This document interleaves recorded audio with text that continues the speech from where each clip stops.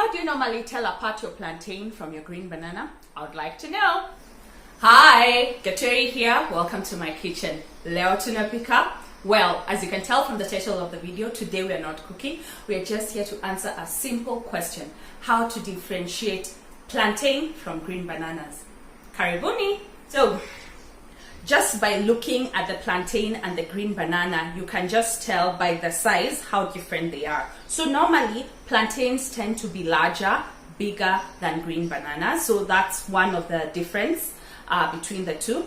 Another main difference between the two is when you look at the ends of the two bananas. Can you see? The plantain has an elongated end that's a bit narrow, as opposed to the banana whose end is rounded and not elongated. So this is one of the key differences of telling apart your plantain from your green banana. Okay, here it's easy to tell because my plantain is ripe, but when you're looking at green plantain, plantain that's not ripe, that's one of the biggest differences to look at. The ends of the plantain are longer and narrow. The ends of the green bananas and matoke are not long, they're short and they're rounded. So that's the difference. And just to mention, plantain is usually very rich in starch. It's more starchy compared to the green banana. And for plantain, regardless of whether it's ripe or unripe, plantain has to be cooked. When it's unripe, it's usually green. And the main way it's cooked is as tostones. Tostones are twice fried plantain. So you fry plantain, then smash with like a glass, bottom of a glass, then you fry it again, season it up and enjoy. So that's one way of eating green plantain. As for ripe plantain, I'll show you a quick way on how to do it. But yes, so this is that. As for green bananas, you can cook them as matoke. They are very good. Like this one is very good as matoke chips, which I'll show you just right now. So, and we know when bananas ripen and they become all yellow and beautiful, you can eat them as is, make banana bread, have them for dessert, as in the possibilities are endless. Now that you've looked at the outside, as in the peel of the two bananas, I'm going to peel them and then we'll get to examine further how different these two types of bananas are. Peeling plantains is rather easy. You just remove the ends, then you take your knife, slit through the peel, and then just peel. It's usually so easy. Even when they are unripe, peeling is very easy. So that's for the plantain. Easy peasy.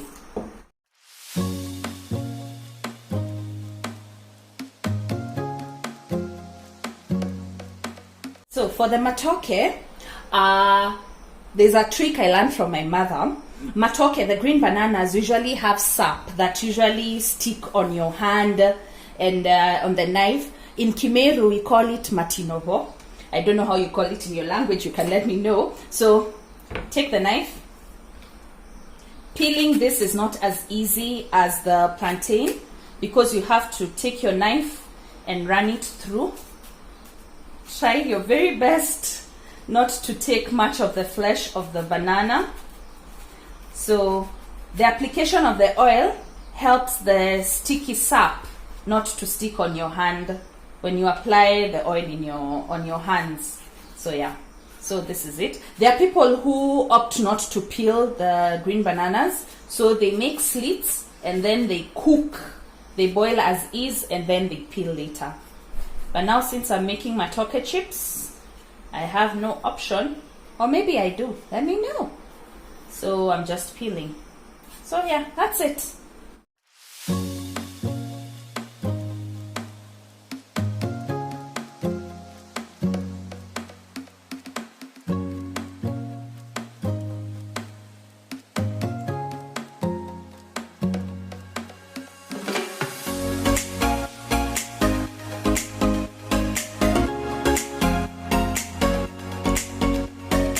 As you can tell from my hands, I don't have the matinovo on me. Okay, just a little here. But yes, so the oil has done its job. Yeah, I haven't done the best of work peeling. So I'll just rinse them out, then we chop them, and then I show you a quick way of preparing both plantain and green bananas. So for the purposes of this video, I'm just making matoke chips, nothing much. You can use the matoke however you want. So I'll just cut them into rounds about this thickness. This is a quarter an inch or half an inch, not so sure, but yes. So just cut them into rounds, and then in the meantime my oil is preheating in a pan, because we're going to sort of shallow fry, deep fry.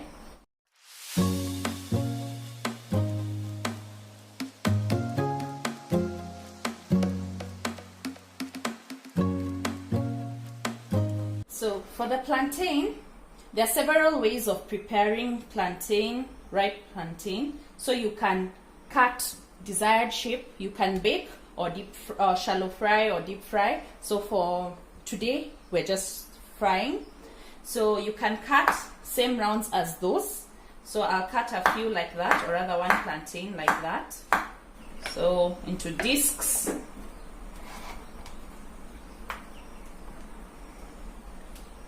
The other way that plantain is sliced is diagonally at an angle. See, like that. So that's another way of slicing up your plantain, whether you're baking or deep frying. Yes. You can also choose to slice lengthwise, but I won't today. But yes, so just at an angle. We go to our pan and cook these babies up.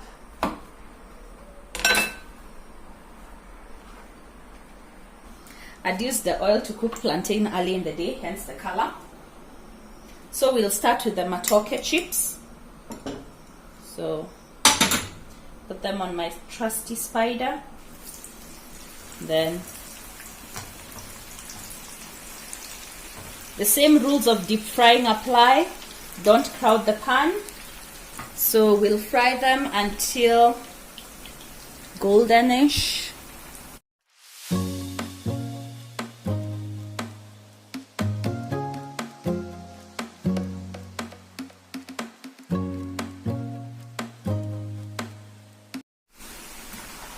As you can see, they are lightly browned. These are done according to me. There's usually a very thin line between cooked matoke chips and burnt matoke chips. So drain them here, a plate with some paper towels. Oh, this is greaseproof paper. And just like with all fried food, when it's out of the heat oil, heat it with some salt just to get it. Yeah, don't be me, this thing is hot, but here I am. And then some pepper.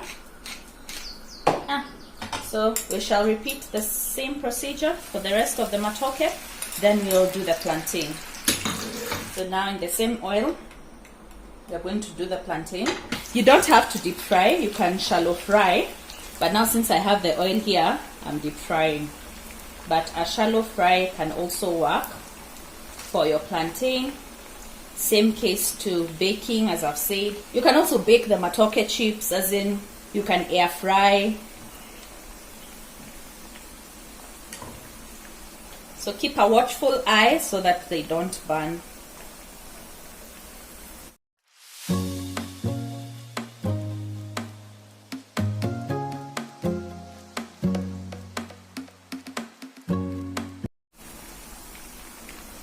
Look at how gorgeous it looks. Those brown colors is because of the sugar caramelizing. So we are just going to remove this onto a plate lined with some greaseproof paper. And then once more, we'll just heat it with some salt and black pepper. And yeah, your plantain is done.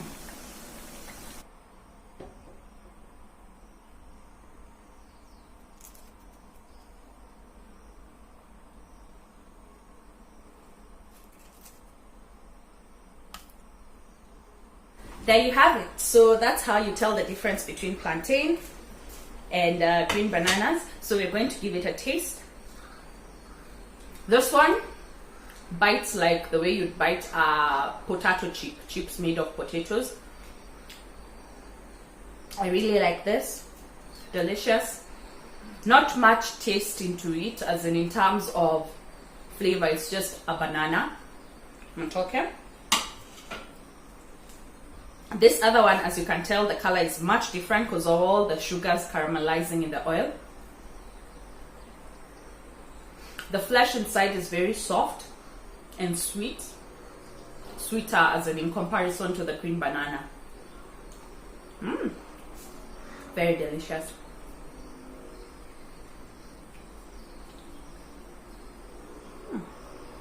So that's how you can tell the difference between plantains and green bananas. I should point out that there are numerous types of bananas, as in not just this matoke, as in there are many types. And also this plantain, the first time I tasted plantain, it was in my grown-up years, I realized it tasted like a certain banana that my grandmother used to prepare for us. She used to boil it. It was very short and fat, very fat. I even had to call my mother to remember. I could not remember the name. We call it gekono. So they have similar tastes. So I don't know. You guys can let me know in the comments if you know what I'm talking about. Otherwise, yeah, for me, Gatweri Kwaheri. Oh, there's a blog post explaining all this. Bye.